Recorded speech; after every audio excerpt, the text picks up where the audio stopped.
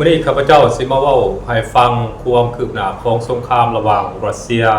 กับยูเครนให้บรรดาท่านผู้ชมได้รับชมรับฟังนำกันอีกตอนหนึ่งท่านผู้ชมซึ่งในระยะหลังๆมานี้พวกเราจะสังเกตเห็นว่า2ประเทศระหว่างรัสเซียกับยูเครนนั้นต่างก็ได้มีการยิงตอบโต้กันไปมาและก็การตอบโต้กันไปมานั้นก็สังเกตได้ว่ามีความรุนแรงหรือว่าทวีความรุนแรงหนักขึ้นไปกว่าเก่าโดยเฉพาะแม้ฝั่งของรัสเซียนั้นข้าพเจ้าสังเกตเห็นว่าได้มีการเปลี่ยนแปลงเทคนิคหรือว่ากลยุทธ์ในการเหตุสงครามระหว่างรัสเซียกับยูเครนไปเป็นที่เรียบร้อยแล้วท่านผู้ชมซึ่งในเมื่อก่อนนั้นรัสเซียมักจะใช้การโจมตีในลักษณะแบบตีจงตียอมแต่ว่ามาฮอดเวลานี้ตามที่ข้าพเจ้าสังเกตเห็นรัสเซียเริ่มได้ใช้อาวุธหนักโจมตีประเทศยูเครนหลายขึ้นสิ่งสำคัญกว่านั้นคือรัสเซียนั้นได้โจมตีเข้าไปยังกลุ่มเคียฟของประเทศยูเครนนั้นหลายขึ้นกว่าเก่าท่านผู้ชมโดยเฉพาะแม่นบรรดาฐานบัญชาการและก็จุดสำคัญทางด้านยุทธศาสตร์และก็ทางด้านการทหารของยูเครนในกรุงเคียฟและก็ในแคว้นอื่นๆของยูเครนนั้นต่างก็ถือรัสเซียทำลายหาบฆ่าเป็นหนากองไปตามๆกันท่านผู้ชมอีกด้านหนึ่งเมื่อก่อนรัสเซียมักจะตีจงตียอมคือพวกโรงกลั่นน้ำมันหรือว่าสางเก็บน้ำมันโรงไฟฟ้าอีกสถานีรถไฟต่างๆนี้เมื่อก่อนรัสเซียจะโจมตีแต่ว่าในช่วงระยะหลังๆมานี้ทางฝั่งของยูเครนนั้นพยายามใส่จุดอ่อนโดยที่จุดอ่อนดังกล่าวนั้นเป็นจุดอ่อนที่รัสเซียได้ยกเว้นให้โจมตีเพราะฉะนั้นประเทศยูเครนจริงใส่จุดอ่อนพวกนี้กลับมาโจมตีประเทศรัสเซียคืนเมื่อเหตุการณ์มันพัฒนาไปคือในนั้นรัสเซียเองจริงบ่มีทางเลือกรัสเซียจริงได้โจมตีสวนกับประเทศยูเครนเกือบว่าในทุกๆมิติแล้วก็เกือบว่าทุกจุดแล้วท่านผู้ชมในเวลานี้บ่เว้นแม้ตั้งแต่โรงกลั่นน้ำมันสางเก็บน้ำมันสถานีรถไฟซึ่งบรรดาจุดยุทธศาสตร์หรือว่าจุดที่ตั้งดังกล่าวนั้นมันได้เห็นให้ประเทศยูเครนนั้นมีความได้เปรียบแล้วก็กลายเป็นองค์ประกอบหรือว่าปัจจัยสำคัญเป็นบ่อนซ่องสุมอาวุธยุทโธปกรณ์เป็นบ่อนซ่องสุมกำลังพลของประเทศยูเครนให้หันกลับมาโจมตีประเทศรัสเซียหนักหน่วงขึ้นไปกว่าเก่าเพราะฉะนั้นรัสเซียเองจริงบ่มีทางเลือกรัสเซียต้องโจมตีจุดยุทธศาสตร์ดังกล่าวบ่ว่าจะหับใส่ทางด้านพลเรือนก็ตามท่านผู้ชมบัดนี้พวกเราจะสังเกตเห็นว่าในภาคสนามนั้นพวกเราก็จะสังเกตเห็นว่าประเทศยูเครนหรือว่าบรรดาสำนักข่าวตะวันตกทั้งหลายนั้นต่างก็ออกมาโฆษณาส่วนเสือและเกทับประเทศรัสเซียว่ายูเครนนั้นกำลังอยู่ในท่าได้เปรียบและสามารถสร้างความเสียหายให้กับประเทศรัสเซียอย่างหนักหน่วงทั้งนี้พวกเขาเจ้าให้เหตุผลว่ายูเครนนั้นสามารถโจมตีและก็ถล่มลึกเข้าไปในดินแดนของประเทศรัสเซียได้หลายขึ้นและยังเป็นการบีบบังคับให้ประเทศรัสเซียนั้นหันหน้าเข้ามาสู่โต๊ะเจรจากับประเทศยูเครนนั่นเองท่านผู้ชมแต่ข้าพเจ้าเองก็บ่แน่ใจว่าการออกมาประกาศในลักษณะแบบนี้โดยเฉพาะการออกมาประกาศว่าสิ่งที่พวกเขาเจ้ากระทำไปนั้นเป็นการบังคับให้ประเทศรัสเซียหันหน้าเข้ามาสู่โต๊ะเจรจาเพื่อยุติสงครามนั้นอันนี้มันเป็นความจริงหรือบ่เนาะท่านผู้ชมเพราะว่าในระยะผ่านมานั้นทางฝั่งของรัสเซียเองก็ได้ออกมาแสดงจุดยืนโดยตลอดว่าต้องการเจรจากับประเทศยูเครนโดยเฉพาะแม้นกับผู้ที่มีสิทธิ์ตัดสินใจในการยุติสงครามระหว่างรัสเซียกับยูเครนบ่แม่นกับประธานาธิบดีเซเลนสกี้ของประเทศยูเครนแม้แต่น้อยเดียวเพราะว่าเซเลนสกี้นั้นเป็นประธานาธิบดีที่บ่ถูกต้องตามกฎหมายหรือว่าอีกอย่างหนึ่งว่าเป็นประธานาธิบดีเถื่อนของประเทศยูเครนไปเป็นที่เรียบร้อยแล้วเพราะหมดวาระดำรงตำแหน่งไปเป็นที่เรียบร้อยแล้วท่านผู้ชมและในภาคสนามอีกฝากหนึ่งนั้นพวกเขาก็จะสังเกตเห็นว่ารัสเซียนั้นสามารถยึดได้เมืองสำคัญอยู่ในแนวหน้าของประเทศยูเครนนั้นได้แบบต่อเนื่องและมาฮอดปี 2026 นี้หรือว่าในระหว่างปี 2026 นี้รัสเซียนั้นสามารถยึดเอาเมืองสำคัญหรือว่าหมู่บ้านหรือว่าจุดสำคัญในแนวหน้านั้นได้หลายขึ้นอย่างมีนัยสำคัญท่านผู้ชมนั่นมันได้แสดงให้พวกเขาเห็นว่าขีดความสามารถและประสิทธิภาพในการหับมือหรือว่าการโจมตีของประเทศยูเครนนั้นได้สิ้นฤทธิ์ไปเป็นที่เรียบร้อยแล้วท่านผู้ชม ยูเครนบ่สามารถต่อกรหรือว่าหับมือกับประเทศรัสเซียได้อีกต่อไปแล้วท่านผู้ชมแต่ว่าการออกมาโฆษณาส่วนเสือการให้บรรดาสำนักข่าวตะเวนตกพยายามตีแผ่เรื่องราวต่างๆว่ายูเครนนั้นได้เปรียบประเทศรัสเซียนั้นถือว่ามันคงกันข้ามกับการสู้รบในภาคสนามแบบ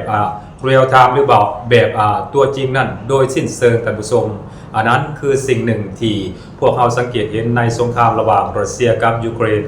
บัดนี้ปัญหาในประเทศยูเครนนั้นมันก็มีหลายได้ท่านผู้ชมโดยเฉพาะแม้ปัญหาที่รัฐบาลเถื่อนของเซเลนสกี้กำลังประสบบกพร่องอยู่ในปัจจุบันนี้อันหนึ่งก็คือ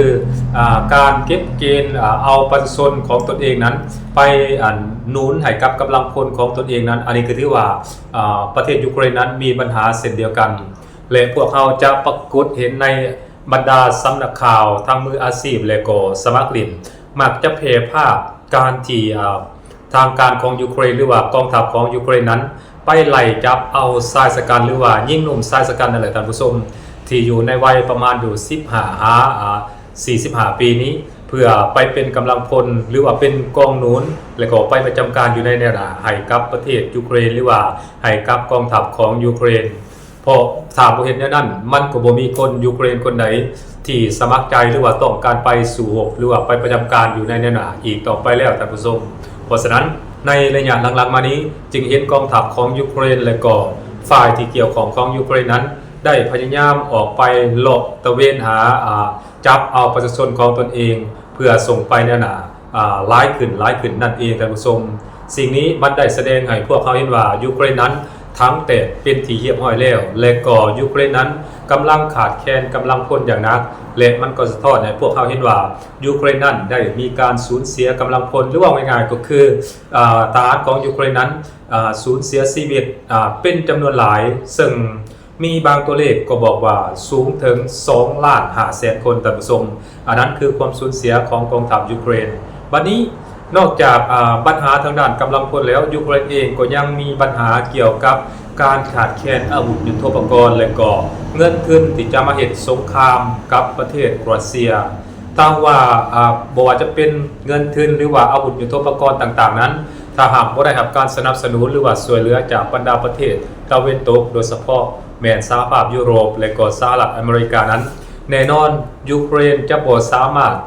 ต้านยันหรือว่าสู้รบกับประเทศรัสเซียได้แม้แต่อาทิตย์เดียวท่านผู้ชมอันนั้นคือความเป็นจริงที่มันเกิดขึ้นเพราะฉะนั้นการที่ยูเครนยังสามารถโจมตีกับประเทศรัสเซียหรือว่ายังสามารถโจมตีกับกองทัพรัสเซียได้บางครั้งบางคราวนั้นอันนี้มันก็เป็นผลพวงมาจากการที่บรรดาชาติตะวันตกโดยเฉพาะแม้นยุโรปและก็สหรัฐอเมริกานั้นยังคงหยอดน้ำข้าวต้มหรือว่ายังคงส่งทอน้ำเลี้ยงให้กับกองทัพของยูเครนอยู่โดยเฉพาะแม้นอาวุธยุทโธปกรณ์และก็เงินทุนนี่แหละท่านผู้ชมส่วนว่าความสูญเสียของสองฝ่ายบ่ว่าจะเป็นฝ่ายของรัสเซียก็คือฝ่ายของยูเครนนั้นมาฮอดเวลานี้ทั้งสองฝ่ายนั้นต่างก็มีความสูญเสียอย่างหลีกเลี่ยงบ่ได้แต่ว่าฝ่ายที่สูญเสียหลายกว่าหมู่ก็น่าจะเป็นฝั่งของยูเครนโดยเฉพาะแม้นกรุงเคียฟของประเทศยูเครนในเวลานี้นั้นถูกรัสเซียนั้นถล่มหาบคาบเป็นหน้ากองไปตามๆกันและบ่แน่ใจว่าในอนาคตอันใกล้นี้สิ่งที่รัสเซียประกาศห้ามว่าจะบ่โจมตีนั้นก็คือรัฐสภาทำเนียบรัฐบาลสำนักงานนายกรัฐมนตรี